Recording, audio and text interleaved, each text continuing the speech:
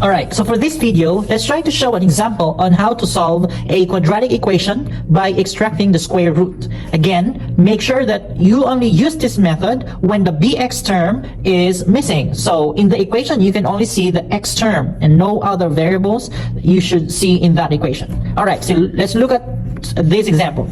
So as we can see, there's a parenthesis. So whenever there's a parenthesis, we need to do the distribution first to get rid of that parenthesis. So distribute 5 to x squared minus 5. So 5 times x squared, that's equal to 5x squared. And then 5 times negative 5, that's negative 25. Now we get rid of that parenthesis. Bring down 8 equals 3. All right, next. Now, our target is to isolate x squared in this left side. So that means on the left side, I should only have my x squared. So what I can do here is I can combine negative 25 and 8. And that gives me a negative 17. So bring down 5x squared.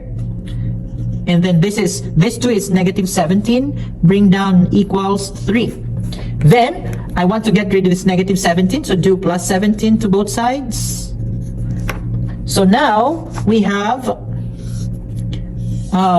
this is canceled. So we have 5x squared equals 3 plus 17 is 20.